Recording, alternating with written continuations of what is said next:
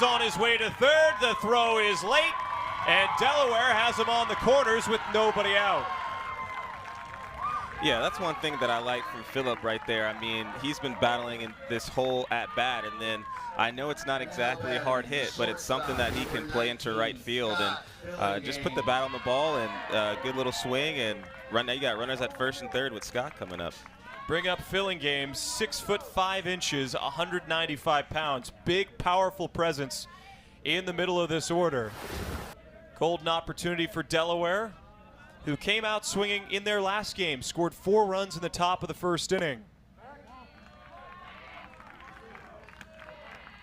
Georgia has not trailed much, if at all, in this tournament. Fillingham in his 6-inning outing did hit. He went 0 for 3. Now at shortstop today, all he has to focus on is playing good defense and putting the barrel on the baseball.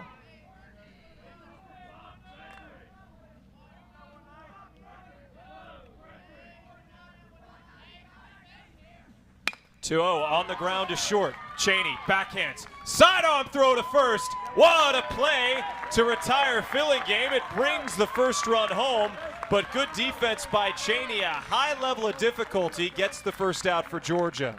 Yeah, what I love that he does right here is, especially a ball that's to his backside, he makes sure that he gets his feet right. And once he gets his feet right, he's able to make that good throw all the way to first base. What a play. Austin Leadashuk has a runner in scoring position, only one out. Delaware has pushed the first run of the game across in the top of the first inning. Leadashuk 0 for 4, an RBI, a run scored so far in the tournament.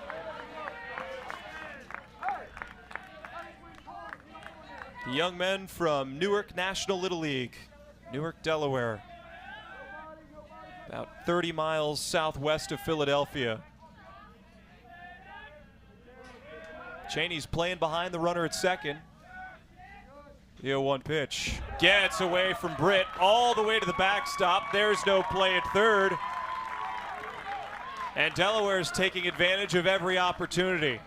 And when you're a hitter in this scenario, runner going from second to third and less than 2 outs, now it kind of frees up your ability to be able to, 1, put the ball in play, but 2, if you need to hit a sac fly into the outfield, it just gives you that better ability, that freedom to free yourself up to do something better. So Georgia will bring the infield in. It looks like the exception is Hickman at second. He's playing back. You've played the infield your entire major league career. I'm sure you've had some stints in the outfield, but when you had to play in, what was the mentality like for you on reacting to the baseball?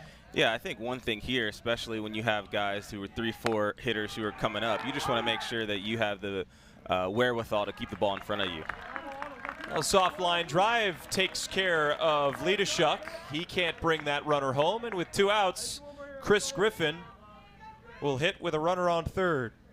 Now batting the center fielder, number 14. That's the ideal outcome for Georgia. You get that line drive where the runner has to freeze.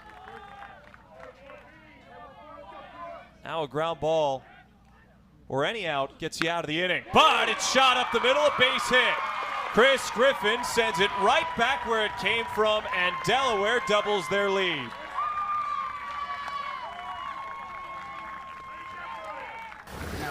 Yeah, I just love this swing right here. Early in the count, line drive right back up the middle. Great way to start the game. Beautiful.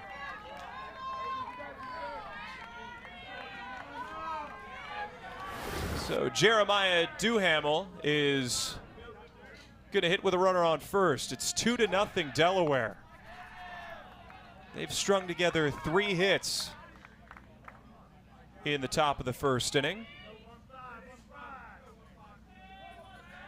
Delaware has scored twice as many runs as Georgia has given up in their first 2 games total. And I think if you're Delaware right there, it just makes you feel that much better to get that second run in.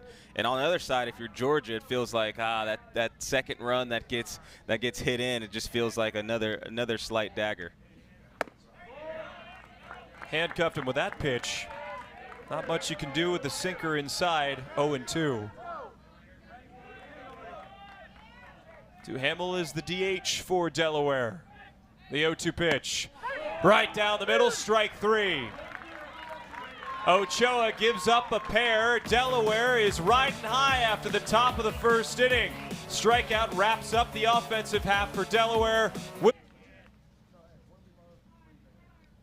haven't seen very many kids expand the palate beyond pizza, chicken fingers, burgers. I mean, you know, look, those are staples and cornerstones of a broadcaster's diet, but we'll see how those answers change as some palates get more refined. The 2-0 pitch.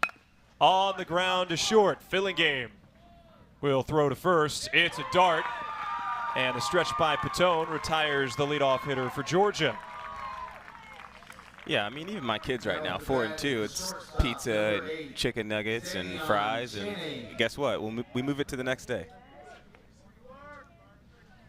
We went to Cookout last night. I mean, that's pretty much the staples of what they serve. Zay Cheney likes wings. Another solid pick. Heads up. I'm sure he likes wings, but if you subtract the G, he likes that just as much. And George has done that twice.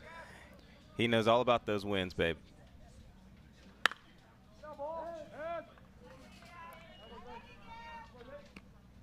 It's 1 for 7 in the tournament with an RBI.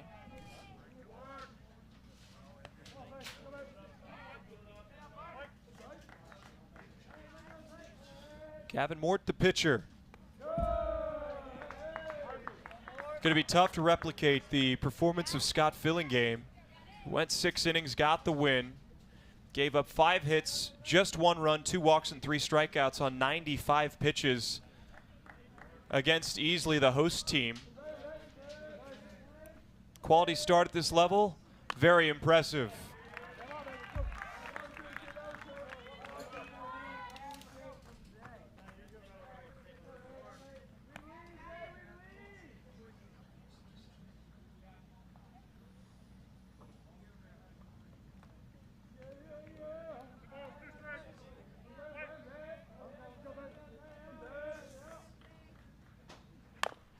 Ground ball to third, but it goes foul.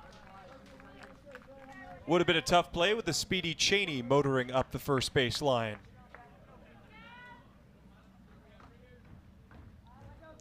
You know, for how much it rained yesterday, the field conditions are pretty good. You know, shout out to the grounds crew. No official grounds crew here, just volunteers that have worked their tails off to make this field playable on a nightly basis and really on a game-by-game basis, because you never know how temperamental the weather's going to be.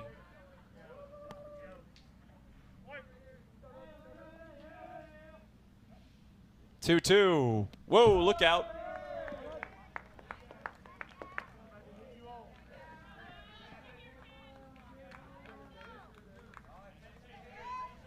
So a full count for Zay Cheney. Here's another look at that pitch. What do you think went wrong there, Tony?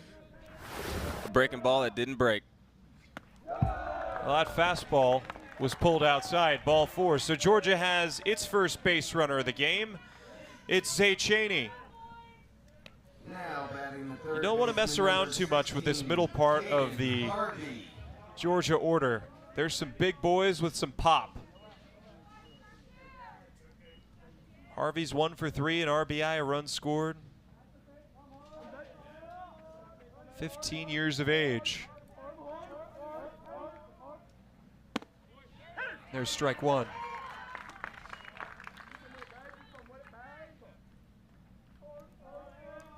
Outfield playing deep for Delaware.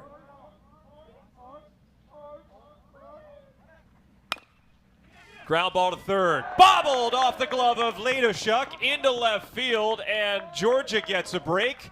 2 aboard, 1 out, in front of maybe the most dangerous hitter in the tournament. Now up to bat, the designated hitter number 6, Kason Mann. Yeah, that ball for Austin, a ball for Austin right there, a little tough. Kind of eats him up a little bit, but we'll get the next one. Well, Kason Mann certainly got one of his own. Take a look at this swing. Wow. That's real power halfway up the light tower. Now 2 on. with only one out. I'll tell you how rare that is. I was at the tournament last year. We didn't see one ball leave the park. It's 320 down the line. That's pretty close to major league dimensions. Light tower power, we might say. Both runners going, 1-0 pitch. Gets to the backstop. Everybody's safe. And the job just got a whole lot easier for Kaysen Mann.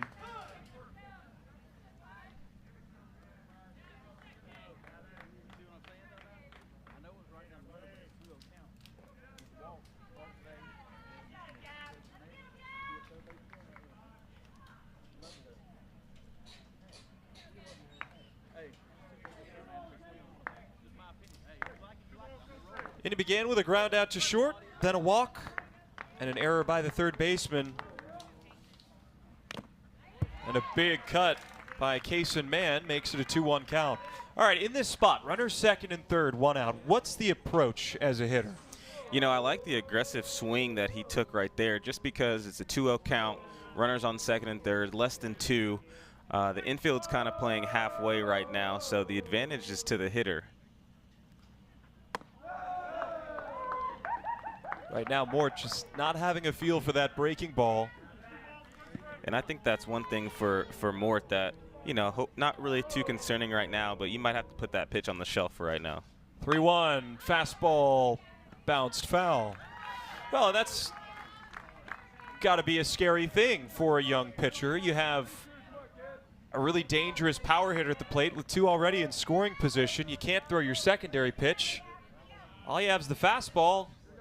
Better locate. Yeah, and that's one thing is, you know, these guys get older, they'll understand. You can start to eliminate pitches if a pitcher doesn't have a feel for something.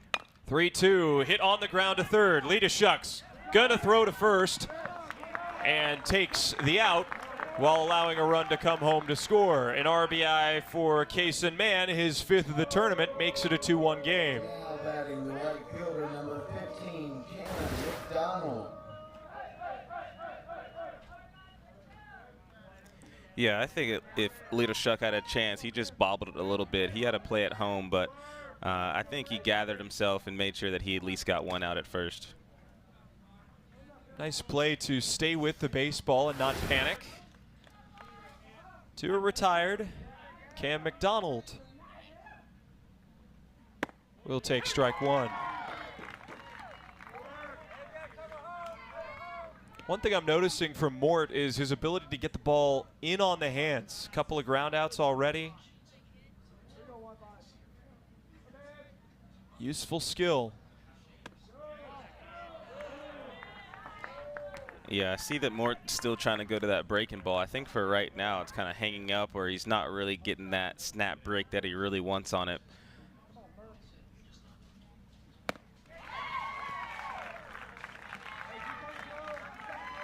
And see, I always said a good located fastball and a good located changeup will take a pitcher a long way. So if he just continues to do that, he'll be just fine. Ball and 2 strikes. The pitch. Up and in. McDonald pulled that heavily protected right elbow out of the way.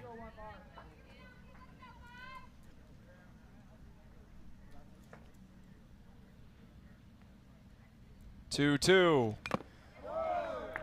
That's fouled off of the home plate umpire, Andrew Downs. He's calling balls and strikes today. Richard Condre at first, Matt Everett at second, Sandley Martina at third.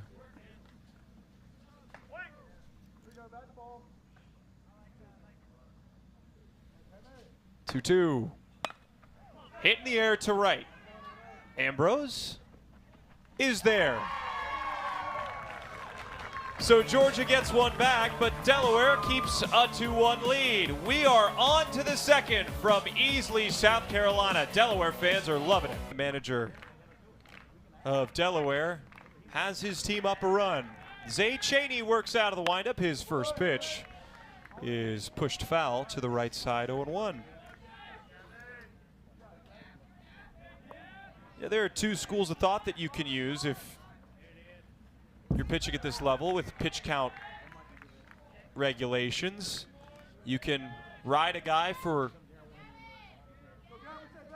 as long as he can go and make him sit out the maximum amount of time. or you can piecemeal it together and have pitchers available on a daily basis. Yeah, I think the tough part's just going to be going from shortstop to pitching to different positions. But these kids are young. I think they got it in the bag. But you just have to understand once you get out there that it is a different beast of a game going from shortstop to pitching. So it looks like Harvey has moved from third base to short. 2-2. It's fought off. And then Kaysen Mann has moved out of the DH spot to third base. So Mann now at third, and Harvey now at short. A 2-2 pitch is pulled foul.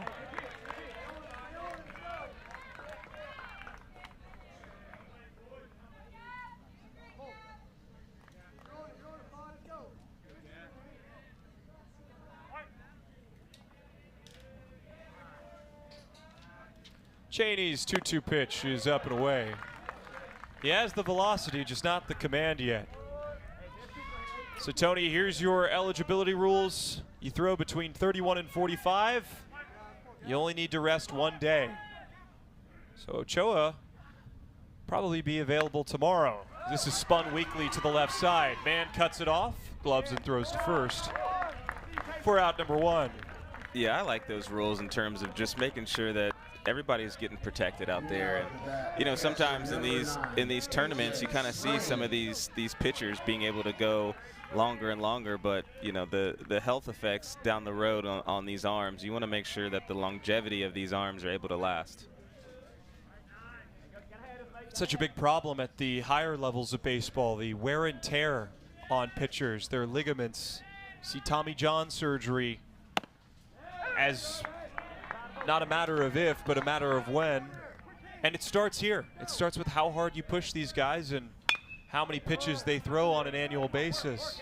Yeah, my brother is actually starting to get into that world. He's coaching a 14U team, and he's, you know, seeing some parents not really understanding, parents who haven't been in the game that understand that, you know, these kids aren't supposed to be throwing X amount of curveballs, you know, at a certain age, and what it takes to let their arm last longer. Another chance there for Mann. He's made 2 nifty plays, and 2 are out. Yeah, and I think the importance now is to understand that, you know, these kids are their arms are still developing, and you know, unfortunately, right now in the travel ball scene, it's all about wins and what you can do next, and unfortunately, some parents don't care about you know, their kids' arms. They're just seeing how long can we last in this tournament.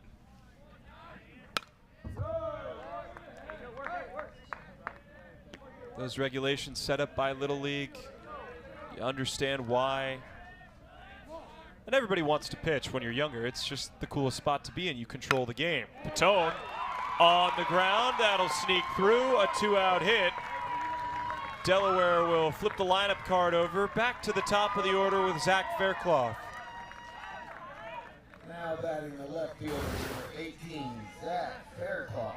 Yeah, right here. Austin, he didn't try to do too much. Just look up the chute and make sure that he can hit something back up the middle.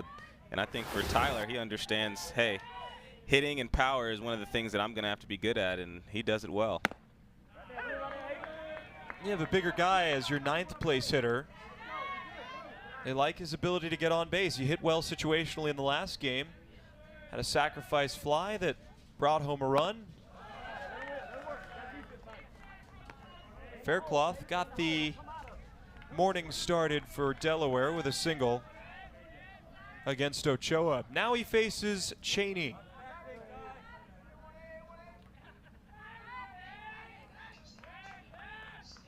Ball and a strike.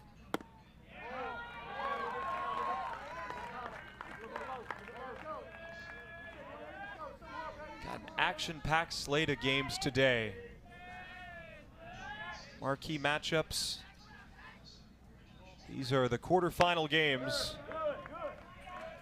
Both the U.S. and international side of the bracket, respectively.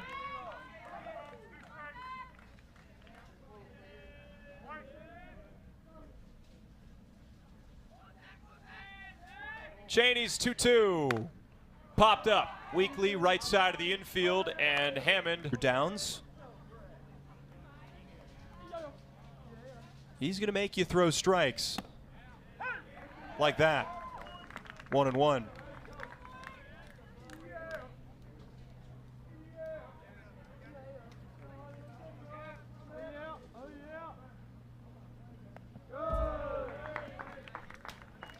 I'll be interested in hearing your perspective, Tony, as somebody who played in the major leagues, coming up through the minor leagues. You didn't have the ABS challenge system, but now you've gotten to experience it. Are you a fan of it? Are you not a fan of it? How do you feel? Yeah, I think for me, I understood the strike zone pretty well, I felt like. I think that was one of my strengths, and while I was able to stay around the big leagues for so long. But I think for right now, I think guys are still adjusting to it.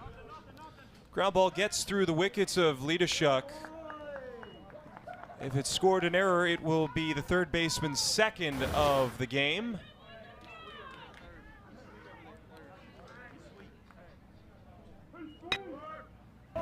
Yeah, I think for Lidashuk right there, he just tried to get ahead of himself a little bit too much. If I was him, I would try to maybe practice fielding just one-handed first, just to make sure that he can get his eye level down to the glove and then go from there. Sometimes you're throwing the baseball before you field it. Yeah, and I think for him, he understands that. It's early in the game, and you know, whenever you make a mistake like that, I think you want that next baseball to come at you so you can make a play.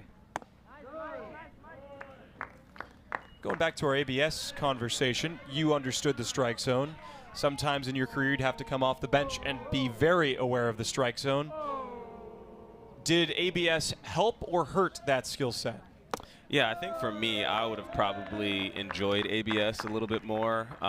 There are definitely times in my career where I knew that I was getting kind of not the calls I wanted to because maybe I was coming off the bench or in a tight situation. So, you know, I think the ABS is very helpful. I think that the teams have been able to understand their challenges and what player does what well and, you know, who deserves to have those challenges late in the game. So I think it's definitely beneficial. Micah Clyde slashes that back toward us. Count runs full at 3-2. He's one of the coaches for Georgia. Chad Hickman, the manager of a really talented squad that went 4-0 in their regional in Largo, Florida. They opened with an 8-0 win as Micah Clyde had some chin music. Second walk issued by Mort. Now two are aboard, nobody out in a one-run game. Now batting the second baseman, number 13, Chase Hickman. But that regional, interesting for a number of reasons. Georgia defeated Irmo, South Carolina, 5-1. Irmo, the defending regional champions of the Southeast. Lost in the United States final to Easley last year.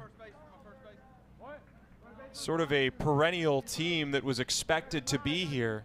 So it just goes to show what this group has been able to do.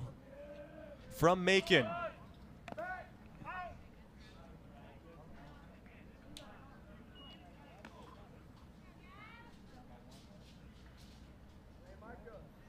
See if Hickman squares around to bunt again. I'm a big fan of the bunt. I'm a big fan of small ball. The strategy of the game. Yeah, I think right here he could just set the angle early in which he wants. Instead, the ball's yanked into center. No further advance from Alden Hammond. Griffin got to it quickly. High stress inning for Gavin Mort. Hammond reached on a fielding error. Micah Clyde reached on a walk. Yeah, and if I'm Mort right here, I know that you got your runners on early when you didn't want them to be on, but I think just if Hickman's going to square the bunt, just let him bunt the baseball and let your defense work for you. He'll swing away.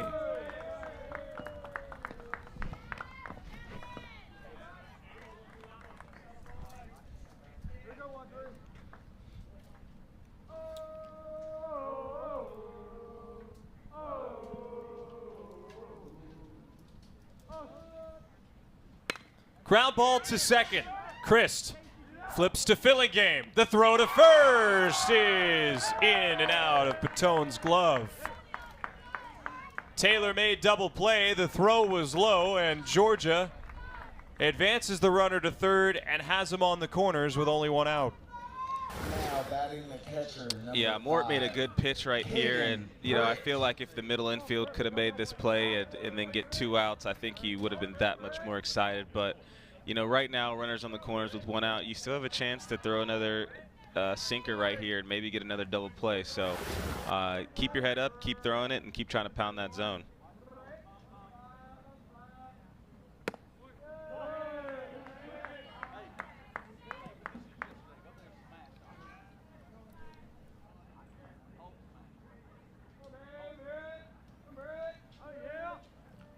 Runner starts, then stops. But it's pulled foul by Caden Britt. His favorite athlete is Jalen Milrow, who in scoring position. Jalen Milrow must not be a very popular choice in his part of the country. That's Georgia Bulldog territory in Macon. Unique kid.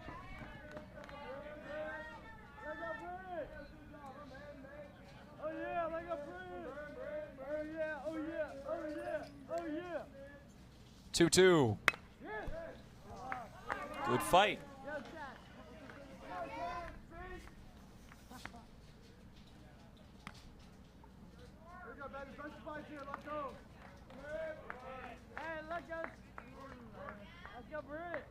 Come on, Britt. Let go, Britt. Oh, yeah, Britt. Oh, yeah, Britt. Oh, yeah, Britt. 2-2. Hit gently to right. Ambrose moving to the line. He makes the catch. Hammond tags. The throw is in time but dropped. Sacrifice fly ties the game at 2. Some ABC baseball for Georgia. Pop, Bermuda Triangle, diving play in foul ground. Hammond makes a great catch. Look at the range right there. Beautiful.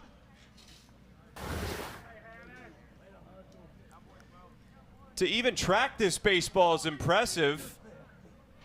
Chris thought he was out for sure, but the ball just kept tailing away, and that's a 50-50 on if it lands on the chalk or not. Shortstop number 19. Yeah, what I love about this play is especially going over the shoulder for Hammond. I think he was, almost in the Bermuda Triangle out there in short right, but tracks this ball beautifully, and I think he might have a chance to be on SportsCenter tonight. We've had a couple of plays here in recent memory that made their way onto SportsCenter's top 10. That's one of the cool parts for these young guys. They like that they're on ESPN. They like that their games are being covered and getting some well-deserved attention and showcasing their talent to the world. Hey, I always said you can't make it on top 10 if you're staying on your feet, so he understands the assignment. Do you know how many times you've been on SportsCenter top 10? A couple. That's a humble answer for a lot of times. Tony Kemp made a lot of great defensive plays in his time in the big leagues. 3-1 pitch. Philly game rips that back into the netting. Yeah, I would say I think the cool part about that is, when you now have nephews and nieces and kids now, and they're looking you up on YouTube and seeing those clips. I'll say it's pretty cool.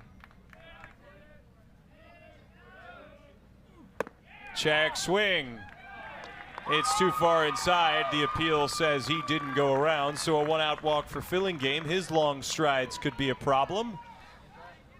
Well, I like to think that you've officially made it when somebody else builds a highlight tape of you and you don't have to build your own. As someone who has built a lot of personal highlight tapes that nobody watches, I can't wait to watch yours that somebody else built. Hey, I can't wait for you to get that full 162 deal in the big leagues, and you're going to be probably big leaguing me and not even texting me back. So just remember the little people when you're up there, okay? I don't know, I'm pretty communicative as this is turned on and pulled foul.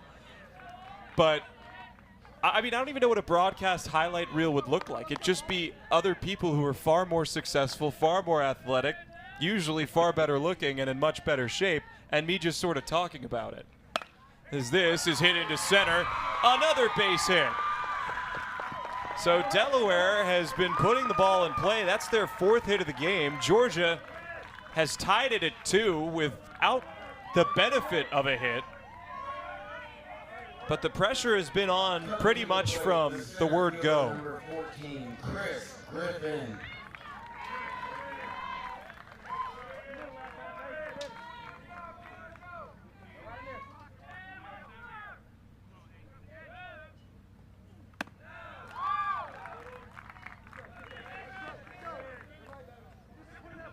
Zay Chaney, the second pitcher used by Georgia.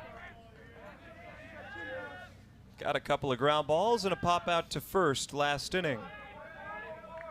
Had the pop out to first part, but now 2 base runners.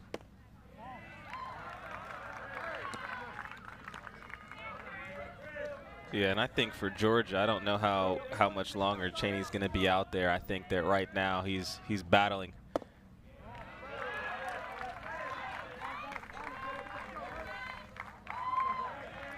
.30 count for Griffin. Filling game on second, leadership on first. Are you surprised at that pitch there? A breaking ball on 3-0? Trying to find the zone any way you can. 3-1. That'll spill into the seats. So the count works to a 3-2. Griffin had an RBI single his last time up.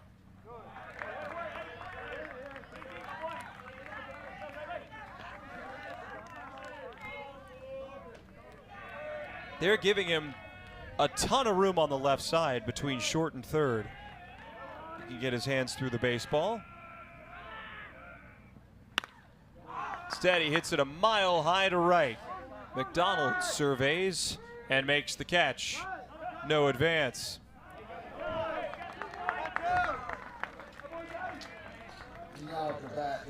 One thing I really like about Delaware, they don't strike out much. They put the ball in play, they put pressure on a defense. Their matchup against Easley, they struck out 4 times in 7 innings. They've struck out once through 2 2/3 on offense.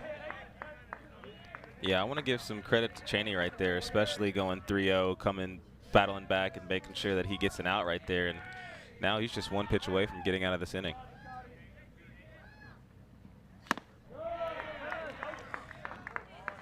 Duhamel chases up and out of the zone. 0-2.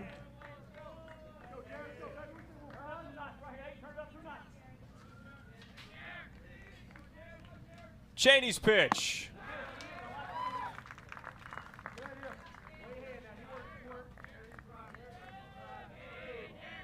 The whole left field line wide open.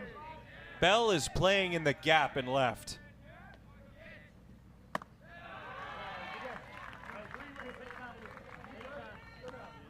You have to think that's because of the high velocity. It's going to be tough to be early on pitches from Chaney.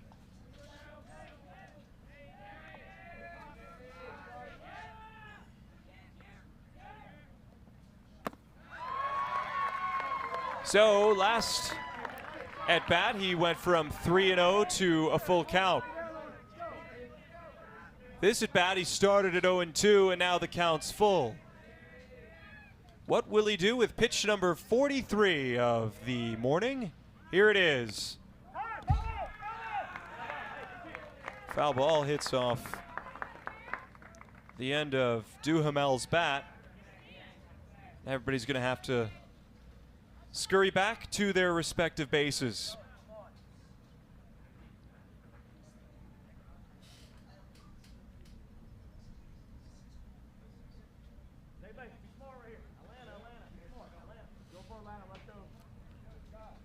Delaware might ask to take a look at this, see if it made contact with Duhamel. I don't think he sold it too well.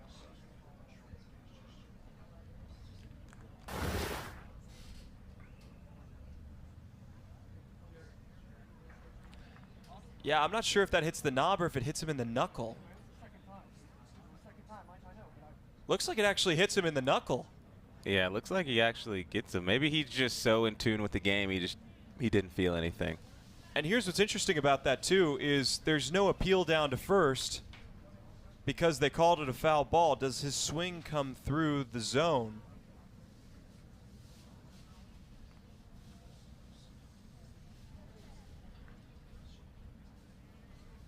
You know, from this angle, it looks like it got him pretty decent.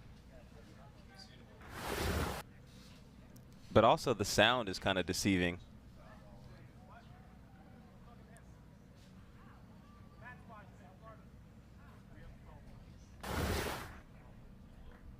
Another look at this. So he gets hit in the hand, and yeah, he doesn't continue his swing through. Looks like they are going to review this. It's going to be tough to overturn, but at least from those angles, it appeared that Duhamel got that on a knuckle. We will update you on the result of this challenge when we come back. Young Jeremiah, and you have to think that he was saying, if it hit you, react like it hit you. Drop the bat, do something, try to sell it. Yeah, I don't think that he did himself too many favors right there. But a tough kid. I mean, if I got hit on the knuckles, I'd be very theatrical about it. Not just because I'm trying to sell the call, but because I am not a tough man. Yeah, I think it depends on how my day's going. I know that, you know, earlier in the game he might have struck out, and then now he's like, no, I want to get up here and I want to get a hit. So it doesn't matter if this ball hit me. I want to make sure that I have the best opportunity to put the ball in play right here.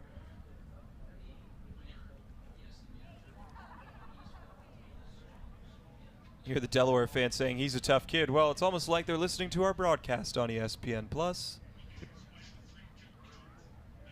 You know, when your coach says to make contact, that's not exactly what he's meaning, but sometimes you have to wear one, and the longer that this review takes, in my experience, the less likely it is that it gets overturned.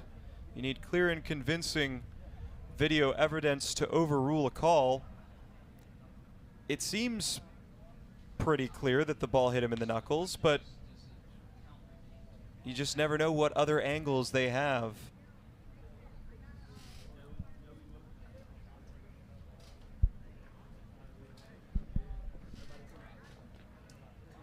So suspended animation on the infield, and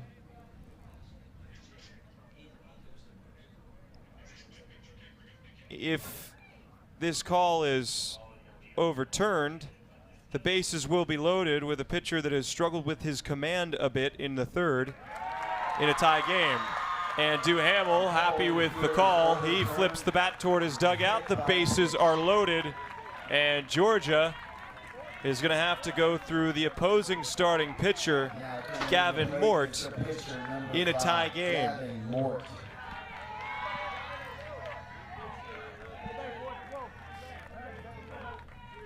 So, Tony, you've seen a pitcher that has had some command issues. He just hit a batter.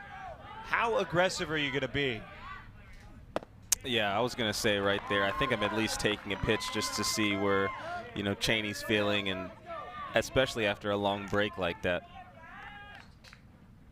Now it goes all the way to the backstop, but that hard brick padded wall will send it right back to the catcher. Good coaching at third base to hold Filling game there. All right, now at 2-0. For me, same scenario. Gave him a strike. He was swinging.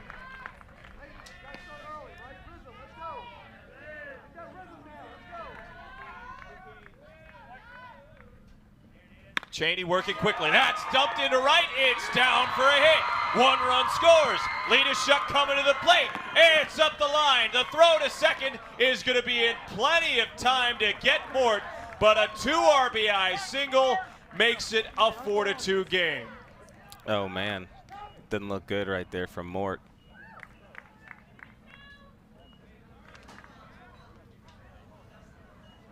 Mort seems to be in a bit of discomfort trying to evade the tag. He helped himself out on the mound. We're going to take a break here from Easley, where Delaware leads Georgia 4-2.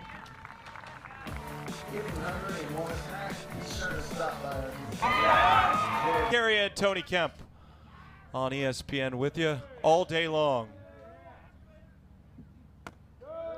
Yeah, I know for Delaware, they're happy to see Mort back out there. It's happy that he definitely helped himself right there, but I know that they would have loved to see him stay at first. Zay Cheney gets a sinker and tips it into Swain's glove. Favorite food? Quesadillas. Okay. It's not pizza or chicken fingers, which has been the runaway favorite. You had one of those yesterday. I did not have a quesadilla. You did? Oh, yes, I did. Yes, I you did did. have a quesadilla. You're correct. I know your food better than you. I eat so much food that I forget about what I'm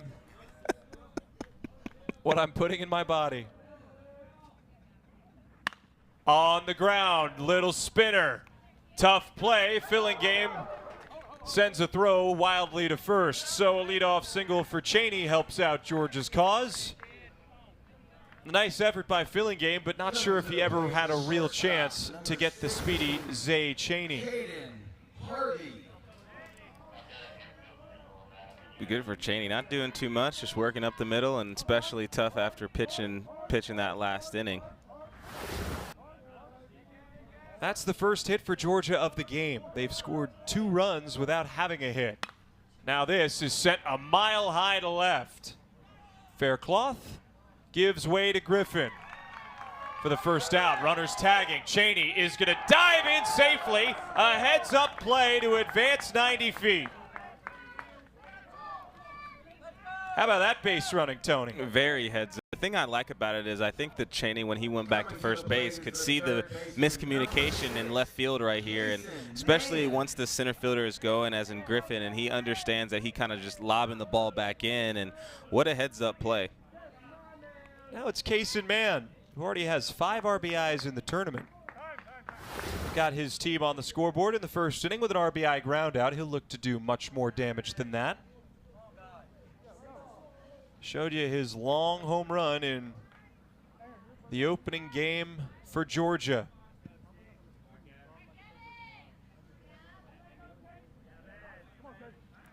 Different type of game for this Vine Ingle Little League team out of Macon than what they've experienced so far. This has popped up, but out of play. Coming into today, they had outscored their opponents 13-1. They went 4-0 in their regional. They beat the defending regional champions, Irmo. This is a team that, if they faced any adversity, you wouldn't know it by their score lines.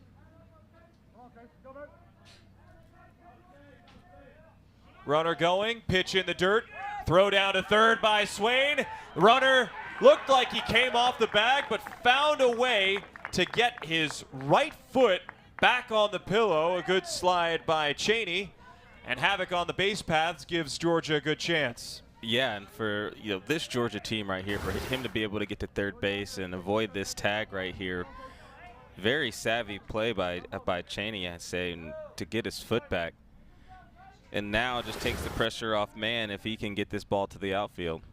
Corner infield comes in, bouncing ball. Filling game gathers and throws to first. Another RBI ground out. It's 4-3. In a run manufactured by Cheney, you got to tip your cap to him. Coming all the way around the bases, looks a little tired. Get that kid some water.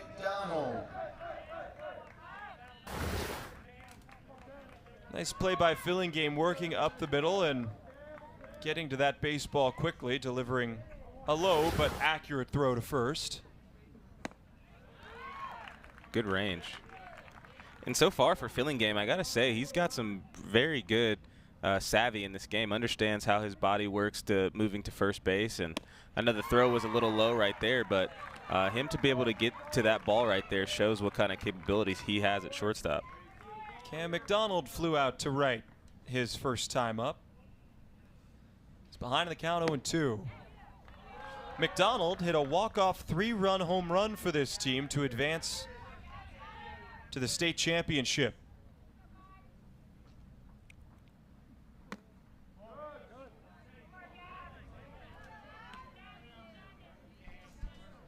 One thing about Cam, he's very demonstrative after every pitch. Fidgets with his helmet, pounds his thigh if he chases a pitch he doesn't like. See a lot of players in the big leagues doing that too. Yeah, you're going to know.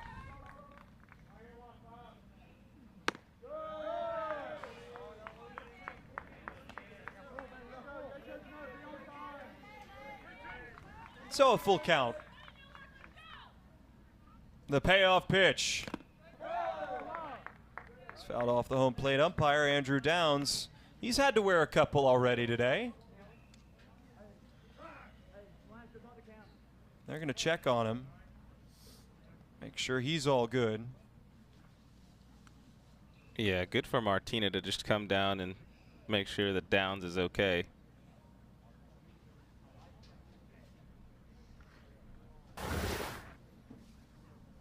Here's a look at where he got hit. Yeah, that's not great. Up by the neck. It bounced off of Swain's helmet, ricocheted upward to an unprotected area. So good to see that Andrew's okay. See the 3-2 again, and it's a called strike 3. Seventh cousin is a relative, 1, and 2, what is a seventh cousin? How do you get that far down the tree, the family tree? How do you? It's called Ancestry.com, Wow. I'm sure. And there's strike 3. Swain gets rung up.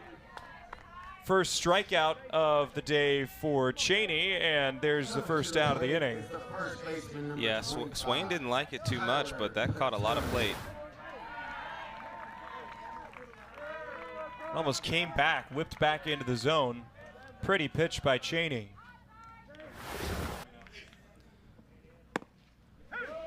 Patone had a 2-out single in the second. He's 1 for 1.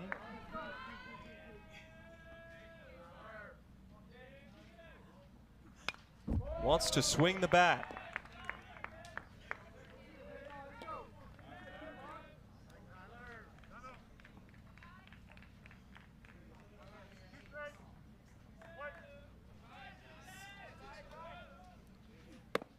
And the 0-2 gets the outside corner. Back-to-back strikeouts looking. And Cheney's starting to find his groove in this game. 2 away. Yeah, I think he's understanding that he just needs to go in and start establishing that fastball. And these hitters are kind of taking that pitch for granted. That's Darren Kelly right there. He talked about his team and said that this team is resilient. They play with grit, they play for themselves, they play for each other, and all the families supporting and cheering them on. That's been the case so far. Handing easily their largest loss in quite some time at the Senior League World Series. Easily has not lost by 6 runs in years as that spins away from the left fielder. Bell moving into second is Zach Faircloth with a 2-out double. And so Delaware has a hit in every inning of this game. They travel extremely well. Yeah, good piece of hitting by Faircloth right here. I think that when Hayden Bell was going to come in for this ball, he a little bit more backspin than he might have anticipated. And I think that if he just angled his body a little bit more toward left center to center field fence, he would have maybe had a chance to make that play.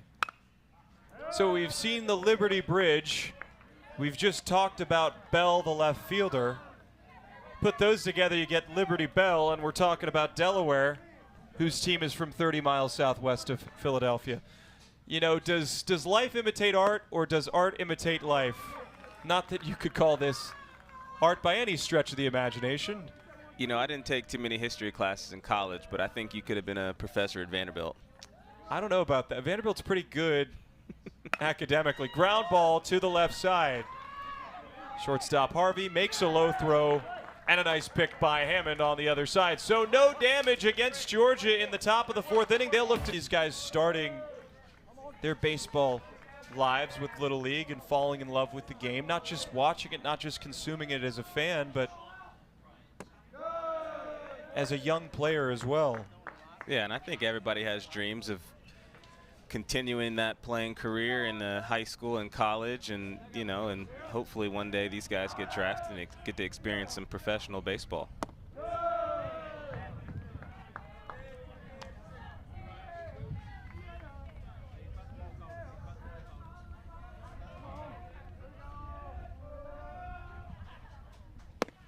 That splits the plate.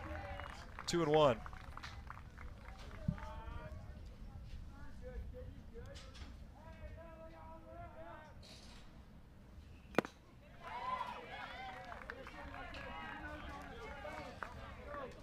New left fielder for Delaware. Carter Golden checks in, left side of the infield. Strong throw to first, and a nice play by Liedeshuk. He's bounced back very nicely after a pair of errors in the 1st and 2nd innings. Now coming to the plate is the center fielder, number 10, Micah Clyde. So, Tony, in that same conversation about these young guys wanting to have major league dreams, what was your Little League or youth baseball experience like? Yeah, a lot of travel baseball and a lot of, man, I want to say we played 60-plus games in the summer. And, you know, once it got to, you know, 12U, 13U, you were in the heat of it. And, you know, we made it up to Cooperstown. I think we got 4th or 5th in that tournament when I was 12. But some really good baseball. And I actually remember me and one of my buddies, we started crying because we didn't hit one single home run in Cooperstown, and we were like, we're not going to be big leaguers ever. But what an experience, man. Fly ball pretty well hit to deep left. Golden drifts back, but just shy of the warning track for the 2nd out. Clyde gave that thing a ride, but the ballpark swallowed it up. 2 retired, and I think that Gavin Mort knows he got away with one there. Number 13, Hickman.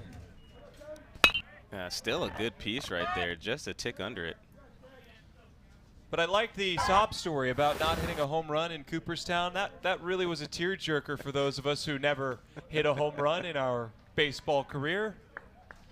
Yeah, I think it was one of those deals where I think one of our guys had about 12 or 14 home runs, and you're sitting there with 0, and you really question if I should be doing this still.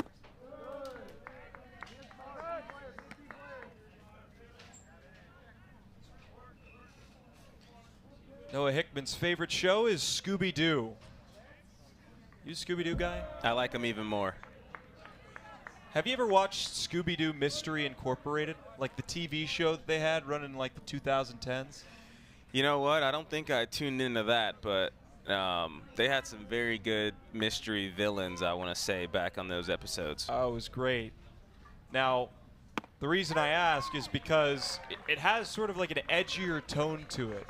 It follows like a whole story rather than the pretty basic run-through that you see with Scooby-Doo is, all right, there's a ghost or a villain of some kind, then you find out it's a corrupt businessman at the end when they pull the mask off. This has like layers to it. It was a really good show. Okay. You're going to have to send me some links to those. Absolutely. Payoff pitch on the ground, pulled foul. Who's your favorite Scooby-Doo character? Velma. Okay. Always losing her glasses? Yeah. She, one of my favorites, I'm going to have to say, yes. I will say one thing about Velma is she's been around since the late 60s and still refuses to get LASIK.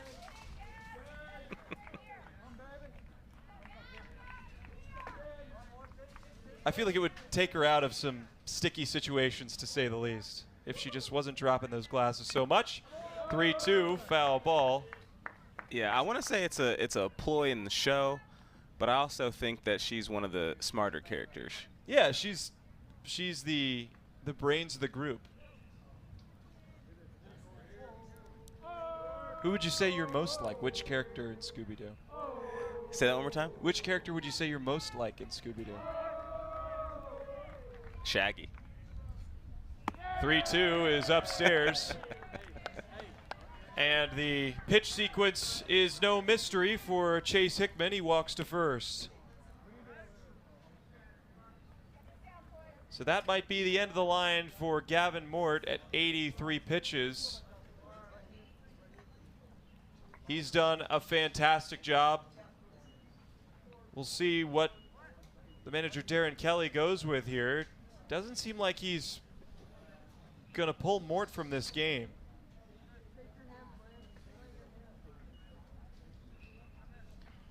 Well, he will. So we found out who the new pitcher is going to be for Delaware.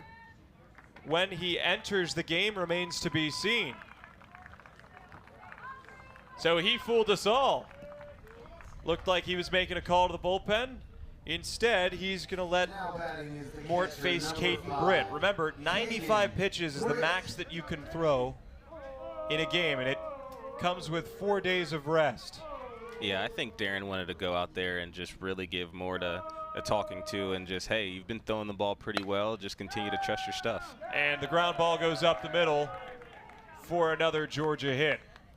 So 2 aboard, 2 out. Does he make the change here with the top of the order looming?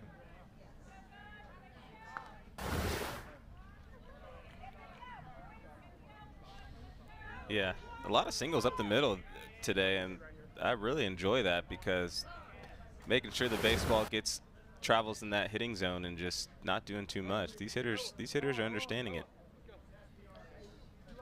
Gonna have a conversation between Bell and one of his coaches, a little special pinch runner at first base.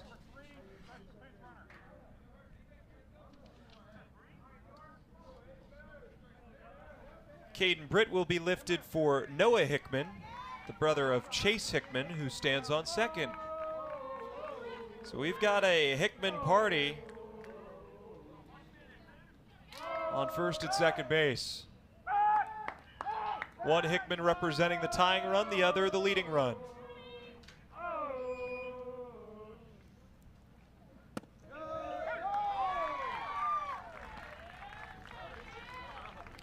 Bell is grounded out to the left side a pair of times. 1 to short, 1 to third. Big chance here for Georgia, down a run. Up and in.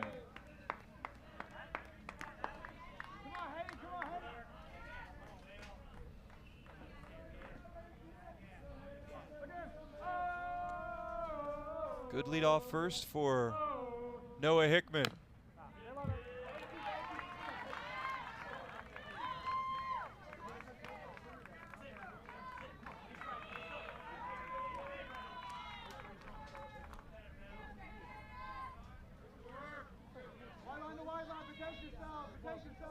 Come on, Hayden. Hey, let go, Hayden. 2 on, 2 out. The 1-2 pitch. Tipped and fouled off of home plate. Swain was unable to corral that pitch. But I've been really impressed with Gavin Mort. He's done a nice job.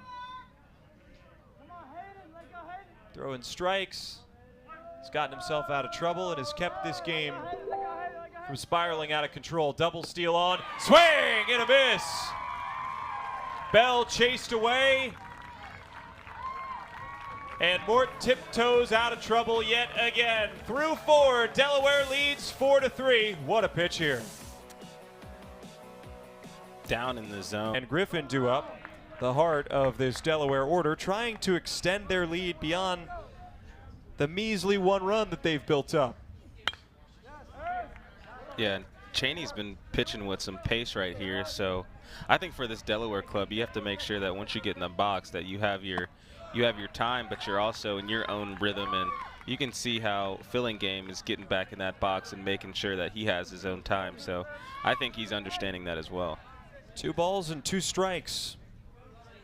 Filling Game looking for his first hit of the tournament. He walked and scored his last time up. And he's called out on strikes. A good breaking ball from Cheney. His 3rd strikeout in the last 2 innings. All of them have been looking. Yeah, I think for Filling Game, that pitch might be just a tick down, but swinging the bat right there is imperative. So good pitch by Cheney. Anything close, you have to protect. Now it's hit on the ground. Harvey, gloves, grips, and guns to first for the 2nd out. Coming to the plate is the center fielder, number 14, Chris Griffin.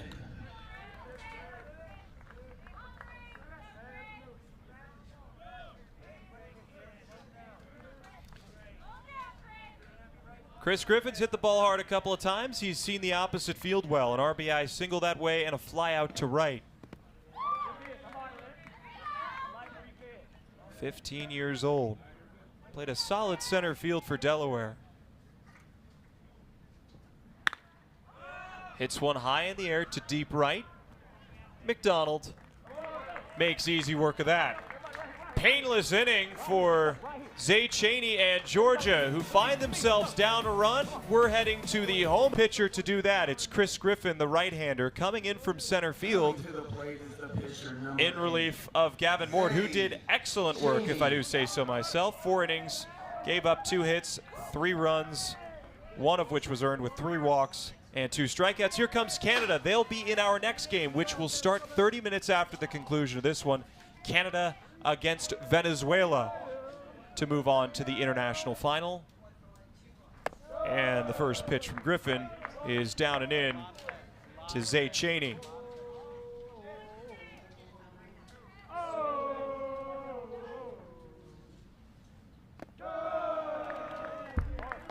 And what you can't do when you're in a 1-run game, walk the leadoff man.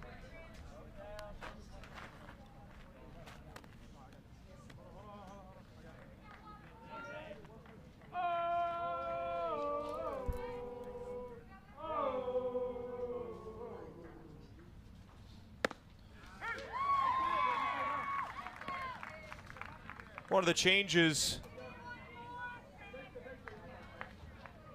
that Delaware has made, they've moved Caden Britt, they've moved Gavin Mort to center field. Man who started the game, so a straight switch from pitcher to outfield.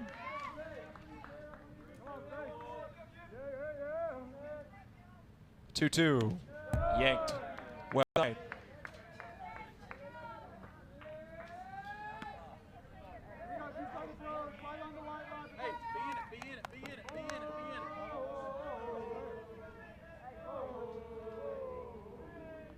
Hear that tomahawk chop coming from the Georgia side.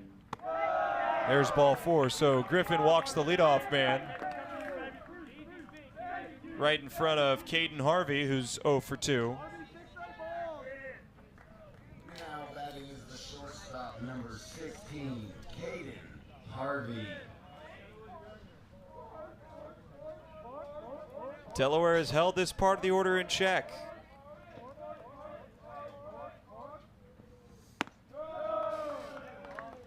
You look, the only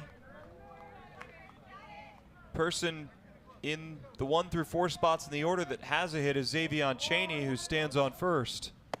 He's reached base all 3 times. Yeah, I wouldn't be surprised right here if, he's in motion, not at this batter, but maybe the next batter, always causing a lot of havoc on the bases. He's stolen 2 bases in this game alone. That's the a good throw down to second is on the money.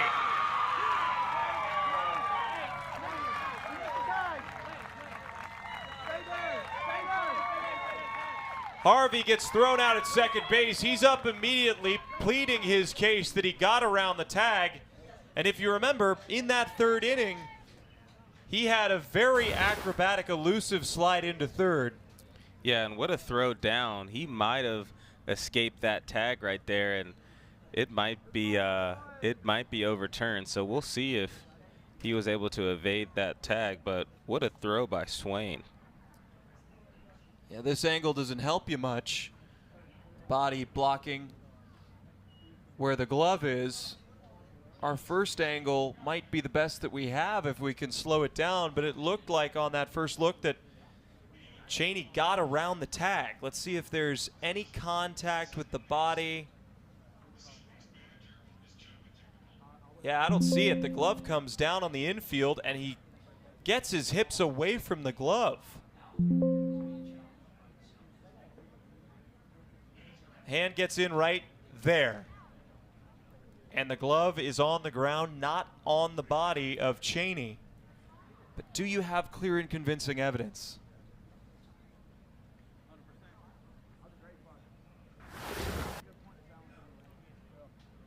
If there's something Chaney could have done differently there, what do you think he could have changed about that dive into second? I think for him, there was a good slide, but if you're going to go in a situation like this, one, you got to be 100% sure that you're going to be safe. But two things for me. I think, one, it was his lead. I think he could have got a little bit better lead. And two, it was his jump. But Griffin, I will say, was pretty quick to the plate once he lifted up his leg. Still a good slide, I'll say, but I think those two things could have definitely helped him get into second base a little bit faster. You see in the major leagues a lot of time that the swim move, and his hand is touching it right there.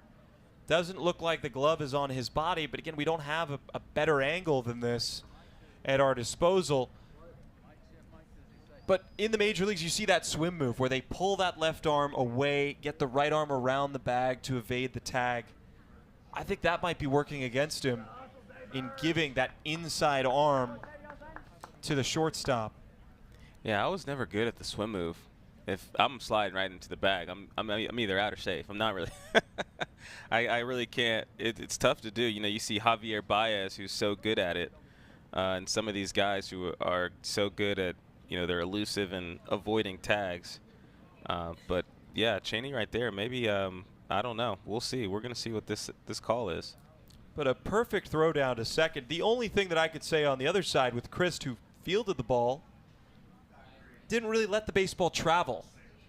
Yeah, cut it off. Yeah, I think that's one of the things too, is when you're allowing that baseball to come into the running lane, or when you're going for a tag, you have to make sure that ball is at least on the bag. But I think he did his best that he could, and I think he did what he needed to do to sell this play call.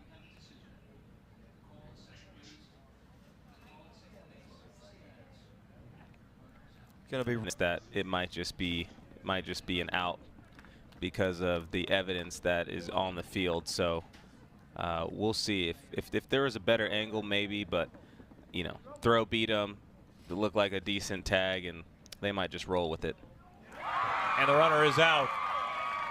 So nice job by Swain to control the run game. You never want to run yourself into an out when you get the leadoff man aboard. So Delaware will take that, and Georgia will hit with the bases empty.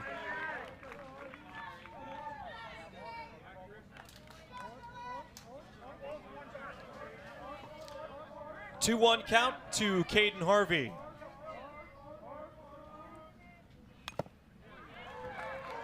And what'll really hurt is if Harvey finds a way to hit a ball to the gap.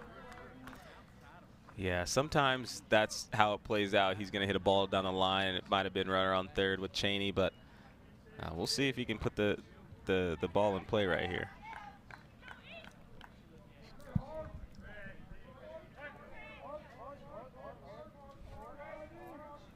Two. Golfed into left. Good piece of hitting. He dropped the barrel on it. So they get that base runner back at first in front of Kaysen Mann. Coming to the plate, the third baseman, number 6, Kaysen Mann. Talked about how big of a threat Kaysen Mann is. I think he could use one of these to give Georgia a one-run lead. Number 6, Man. That is real power from the cleanup man for the state of Georgia. He's been productive. A couple of RBI groundouts, but that's not going to be what you want.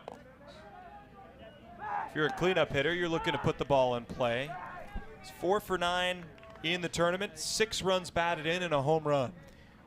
Yeah, he's definitely been seeing it well, and I'm sure that Delaware is very aware of that. That gets all the way to the backstop. Now a runner in scoring position. And what we were talking about earlier, if that runner is at first base, doesn't get thrown out at second, you either are tied in this game already or you have him second and third, nobody out.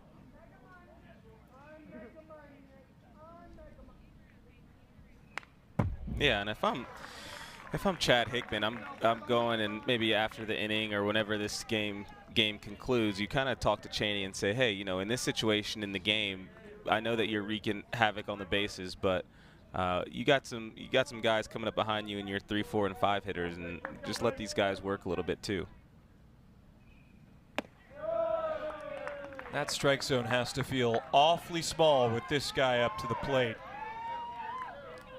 Not many places you can put it with a guy who has this type of power. The 3-2 on the ground, left side, deep in the hole at short. Fillingham has to work quickly. He'll just put it in his back pocket. He looked off the runner at second and recognized, I probably don't have a play at first. If I throw across the diamond with Georgia's base running, they might be set up on first and third. Yeah, and we touched on this earlier, just the savvy that Fillingham has had in this effort right here, and I think it's smart to just put that in your back pocket because, you know, Steven, like you said, you throw that ball to first base and it has a little bit of air under it. There's an opportunity for that runner to move to third base. So rather you have that runners at first and second, and you keep those double plays in order rather than first and third, and a sac fly can tie this game. Pinch hitting is number 17, Grayson Newberry. So a pinch hitter in. Go with the right-hander, Grayson Newberry. Runners on first and second, a pivotal spot for Georgia.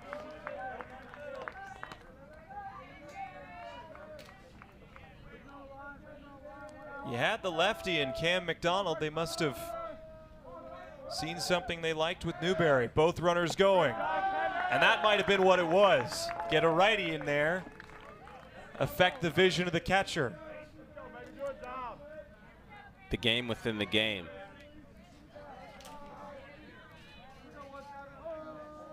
So the double steal works. Corner infielders play in. In a spot like this, when you came up, did you feel pressure or were you more loose when you had 2 in scoring position? I think I had, you know, less pressure on me because in my head there's more pressure on the pitcher to come and throw the ball over the plate, and unless you've stood on that mound and really understood how hard that is to do, you can realize that once you're in the box. But once you're pinch hitting and you're coming into the game and trying to get into the flow of everything, it can be a little difficult.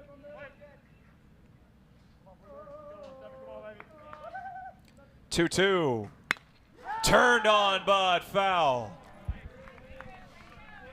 Just a bit early on that swing. Could have been disastrous for Delaware. Chris Griffin battling on the mound. He's clinging to a 1-run lead. But Georgia knocking at the door.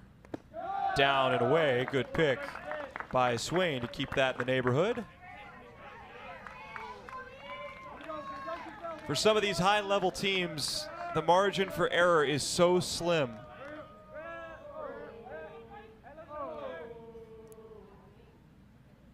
Three-two is high for ball 4. Now there's nowhere to put Alden Hammond. Does set up a double play ball. You'll have a force at any base. 12, Alden Hammond. Georgia trailed for 2 total innings coming into today. They've trailed for virtually this whole game against Delaware. Hammond on the ground to short. Fillingham to second. The turn to first. Double play. Delaware gets out of it. What a turn by Fillingham to start that. It might just be might just be an out because of the evidence that is on the field. So we'll see if there was a better angle, maybe, but you know, throw beat them. It looked like a decent tag, and they might just roll with it. And the runner is out. So nice job by Swain to control the run game. You never want to run yourself into an out when you get the leadoff man aboard. So Delaware will take that, and Georgia will hit with the bases empty.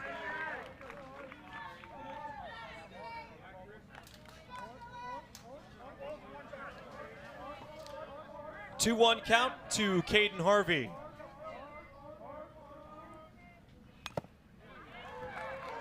And what'll really hurt is if Harvey finds a way to hit a ball to the gap. Yeah, sometimes that's how it plays out. He's going to hit a ball down the line, and it might have been runner on third with Cheney, but we'll see if he can put the ball in play right here.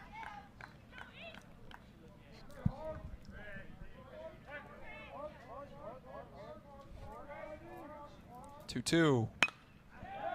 Golfed into left. Good piece of hitting. He dropped the barrel on it. So they get that base runner back at first in front of Kaysen Mann. Coming to the plate, the third baseman, number 6, Kaysen Mann. Talked about how big of a threat Kaysen Mann is. I think he could use one of these to give Georgia a one-run lead. Number 6, Mann. That is real power from the cleanup man for the state of Georgia. He's been productive, a couple of RBI groundouts, but that's not going to be what you want. If you're a cleanup hitter, you're looking to put the ball in play. He's 4 for 9 in the tournament, 6 runs batted in and a home run. Yeah, he's definitely been seeing it well, and I'm sure that Delaware is very aware of that.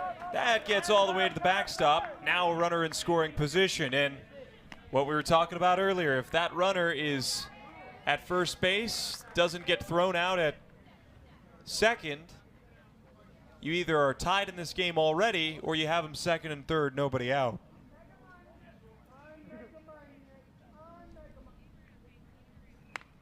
Yeah, and if I'm Chad Hickman, I'm going, and maybe after the inning or whenever this game concludes, you kind of talk to Cheney and say, hey, you know, in this situation in the game, I know that you're wreaking havoc on the bases, but you got some guys coming up behind you in your 3, 4, and 5 hitters, and just let these guys work a little bit too. That strike zone has to feel awfully small with this guy up to the plate. Not many places you can put it with a guy who has this type of power. The 3-2 on the ground, left side, deep in the hole at short. Fillingham has to work quickly. He'll just put it in his back pocket. He looked off the runner at second and recognized, I probably don't have a play at first. If I throw across the diamond with Georgia's base running, they might be set up on first and third. Yeah, and we touched on this earlier, just the savvy that Fillingham has had in this effort right here, and I think it's smart to just put that in your back pocket because, you know, Steven, like you said, you throw that ball to first base and it has a little bit of air under it.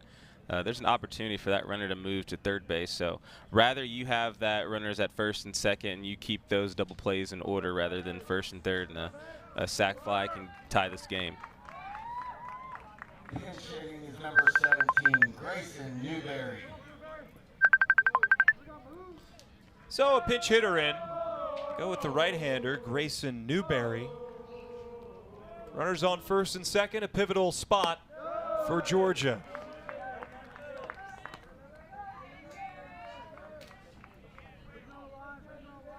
You had the lefty in Cam McDonald. They must have seen something they liked with Newberry. Both runners going. And that might have been what it was. Get a righty in there. Affect the vision of the catcher. The game within the game.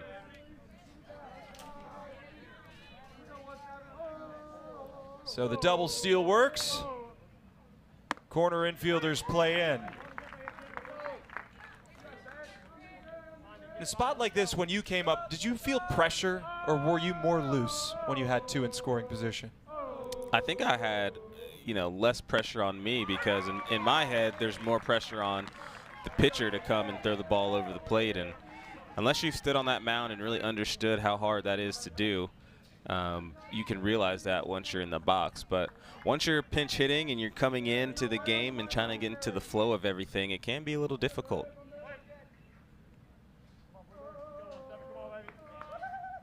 2-2. Turned on, but foul. Just a bit early on that swing. Could have been disastrous for Delaware. Chris Griffin battling on the mound. He's clinging to a 1-run lead. But Georgia knocking at the door. Down and away. Good pick by Swain to keep that in the neighborhood.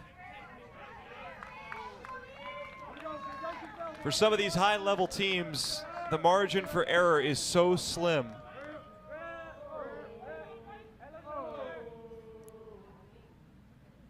(3-2) is high for ball 4. Now there's nowhere to put Alden Hammond. Does set up a double play ball. You'll have a force at any base. 12, Alden Hammond.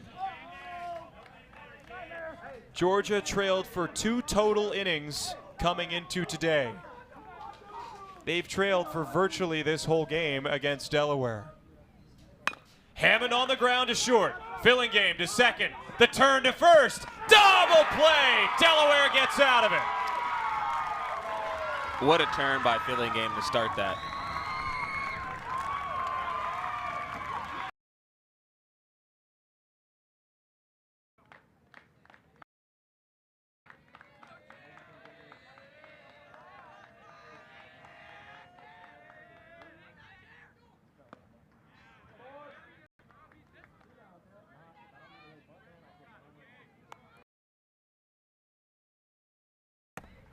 And that just hit him. Mort pulls his bat head back. Now they're first and second.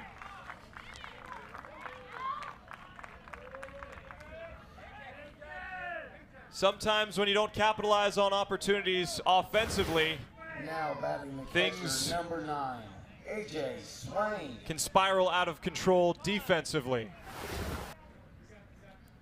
Yeah, we'll see if it's time for a switch on the mound.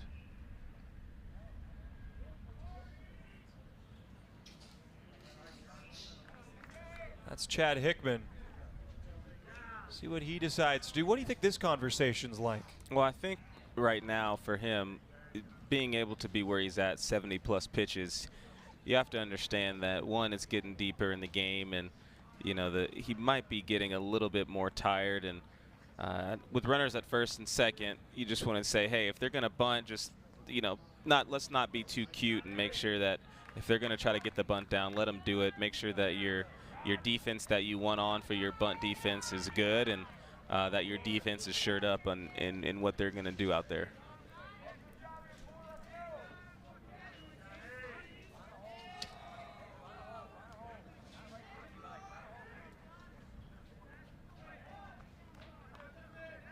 Pinch hitting is number 4, John Toomey. John Toomey's going to come in and pinch hit. Have to think that he's one of the better bunters on the team. That's the skill set they need with 2 on and nobody out. He squares around and pops it up backward. That's not a good feeling. And sometimes when the whole ballpark knows that you're bunting, it can be a little bit more nerve-wracking, I'll say.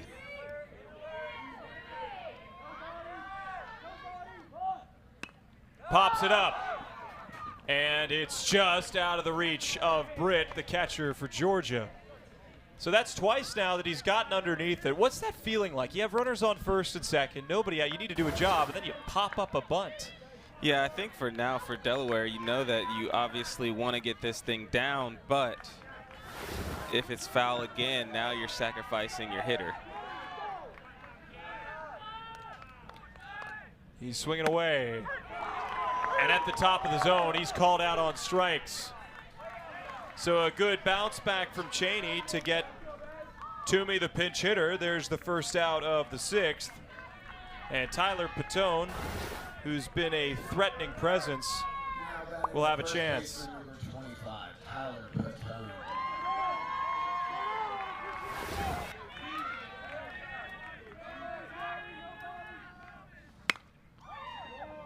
Right idea, just went foul.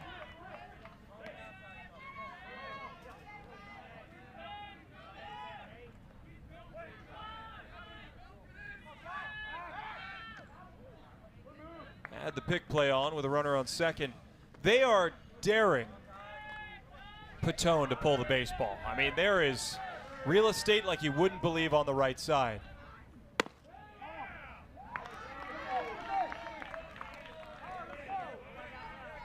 I mean, you could fit our production truck on that side of the field. Maybe.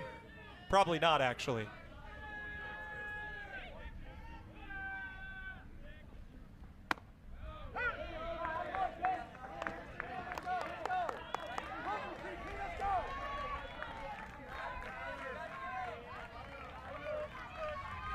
Ball and 2 strikes to Patone. Don't want to leave runs on the field. Late time, not granted. Even count.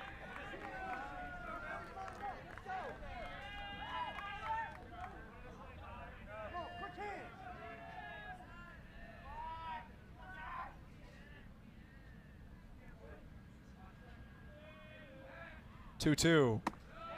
High and outside. You know, Cheney, when he first came into this game, was working very quickly. Yeah, I think for him right now, it's the pitch count's 80 plus right now, and especially with a dangerous hitter, and you want to make sure that you're not just going to leave this ball middle.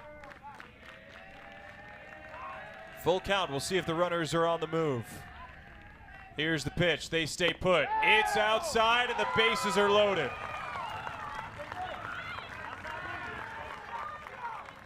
Coming to the plate, the left fielder, number 18, Zach Faircloth. Yeah, if I'm going to be quite honest with you, if I'm Delaware, I'm happy with where the game is sitting right now, especially with how Faircloth has been swinging the bat, and you know, he's got a double so far, led off the game with the single. And I think right now for him, this is who I want up, my leadoff hitter who's been putting the ball in play regularly. So a brief meeting between Britt and Cheney. Pitch count climbing. Delaware is going to use a pinch runner. That's number 6, Nick Fisher.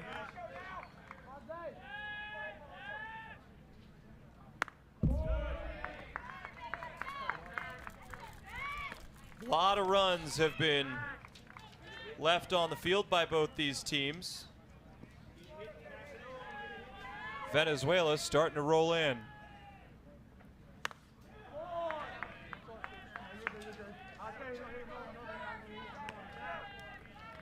An 0-2 count. What does Cheney go with here? Spots it low.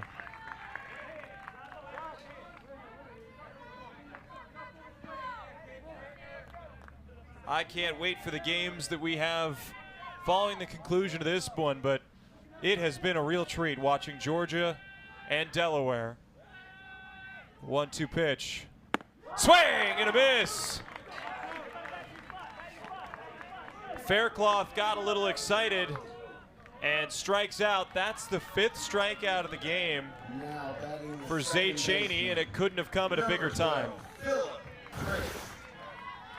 Yeah, I think for Faircloth, just maybe trying to do a little too much right there, and unfortunately for him, goes down swinging.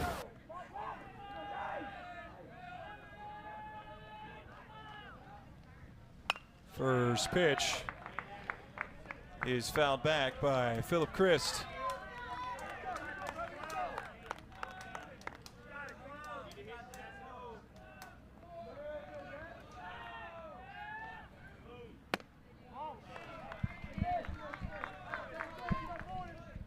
Georgia grounded into a double play with the bases loaded last inning. They needed 1 run, they didn't get any. Delaware needs a run to give themselves some breathing room. 1-1. Outside corner, strike 2. This could be a big momentum shift for Georgia to get off the field and get back to swinging it. 1-2. A little extra on that fastball.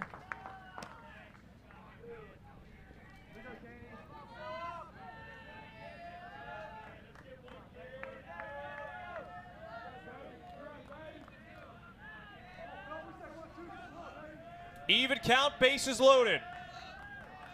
The pitch to Christ. He doesn't expand.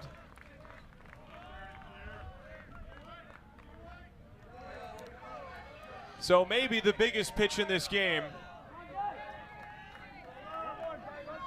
is set to come to the plate.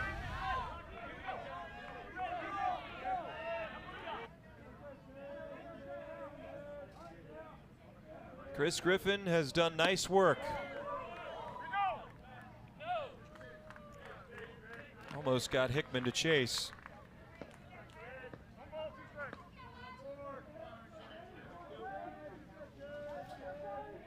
Ball and 2 strikes. Fights it off. All right, so you're down by a run.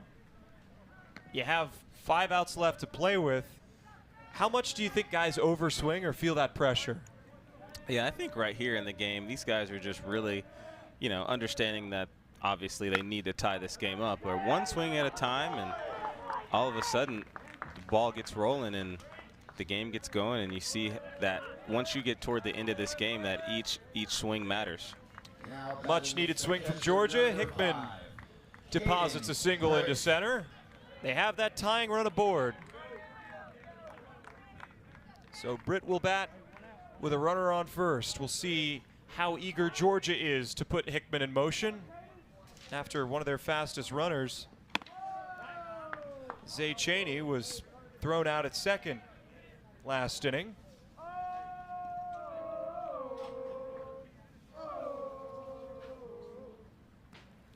That pops away from the catcher. Throw comes into second. It's high and wide, and Hickman advances without needing to steal.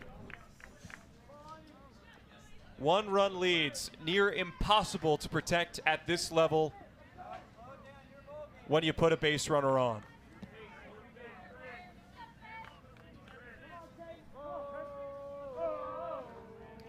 Britt has a sacrifice fly and a single. Either would be productive here. You could move that runner to third, and a wild pitch brings the tying run home.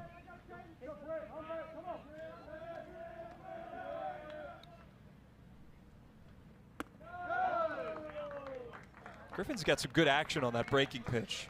I was just about to say that. He's been throwing the ball pretty well, to keep these Georgia hitters at bay. A lot of movement on that ball. 3-1. Down and away. All right, so Georgia has the tying run and the leading run aboard.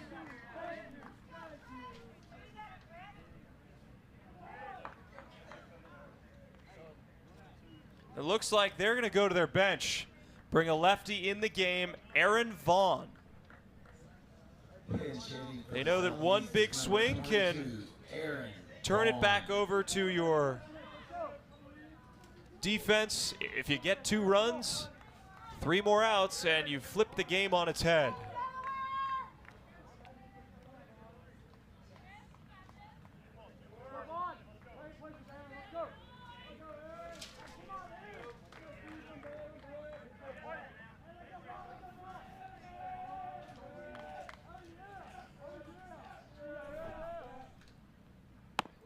First pitch high.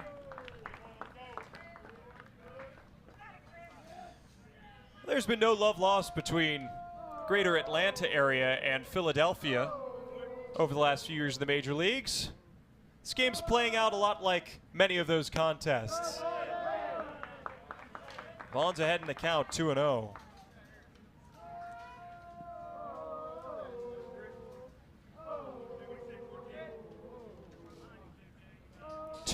Runner starts, then stops. It bounces away from the catcher. Everybody's going to be safe. And now the pressure is on again for Chris Griffin in Delaware.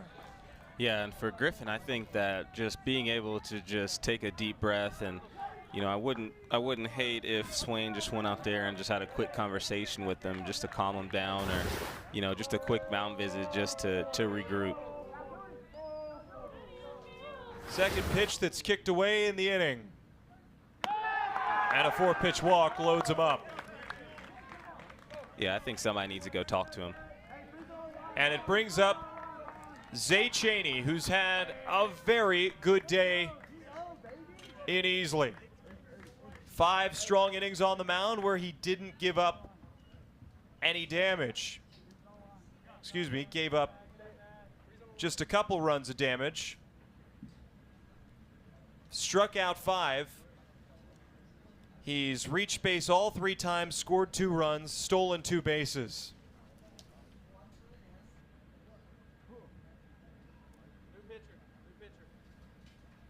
He has kept this team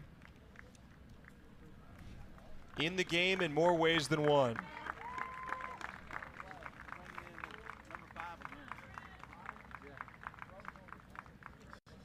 So looks like Delaware is going to make a pitching change.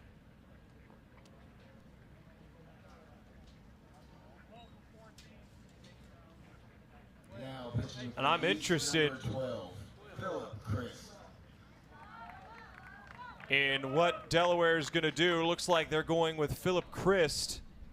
So he will move from second base to the mound, and Gavin Mort will move from center field to second. Griffin moves back into center.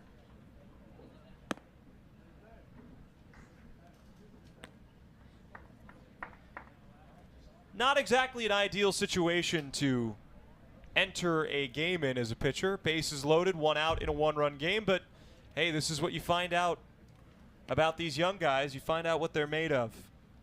Yeah, I think for Delaware too, you have to understand that you know you did the best that you could with Chris Griffin, and now as you're moving down the line with Chris, I think that you have to understand that this kid coming into this game, especially with the situation of it, gonna have to get him a little bit of a grace, but at the same time, if you trust your guy this much, you understand that bringing him in this game, he's one of your guys. Griffin gave up quite a few base runners. We will find out if Christ will do the same or if he'll find a way to magically work around another bases loaded jam. There's Team Canada. They're anxiously awaiting their matchup against Venezuela. The pitcher, Zay Chance to Cheney. punch a ticket to the international finals.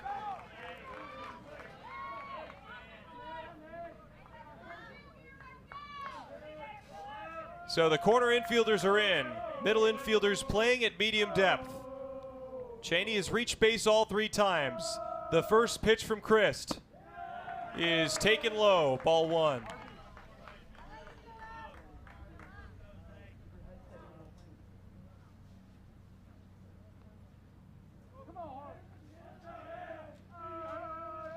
One 0.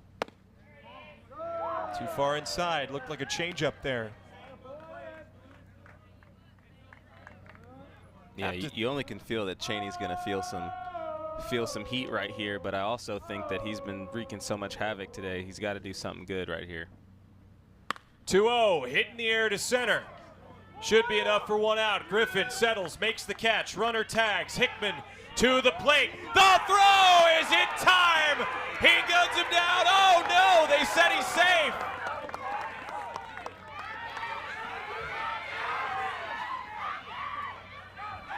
And finally he applies the tag. They said the tag missed him. George is looking for a review. Everybody's confused. The throw beat him to fly ball hit to center. Throw was perfect. They say the tag misses the runner and that he didn't touch home plate, but there's our best view. It looks like Hickman gets that left hand in before the tag is applied. Yeah, it looks like just barely. What a throw by Griffin out in center field, especially after throwing 50+ pitches and going out there and making a throw like that. An incredible play. And Georgia's pleading their case. I mean, you can't execute it any better on the throw than what Chris Griffin did. Does this definitively show him touching that back portion of the plate?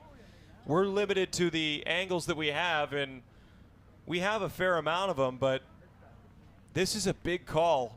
Nobody's going to be happy with the results of this call. Looks like from this angle the hand's on the plate, but can you time it up and say that he's getting tagged? The issue is that this is a two-pronged discussion. The initial call was that the tag was not made on the runner. Can you look back at the review and say, yes, the tag was applied, and overturn the home plate umpire's call? Because the challenge is on whether or not the runner touched home plate. So would there be a counter challenge by Delaware to say that the catcher applied the tag? Is that a separate review?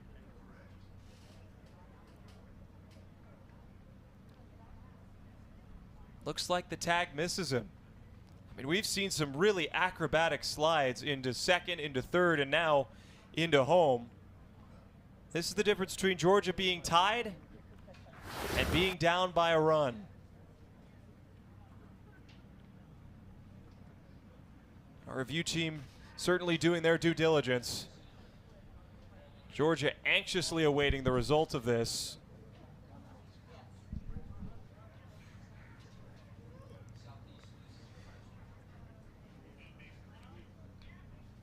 If they call him out right here, they're going to be devastated. And the runner is out.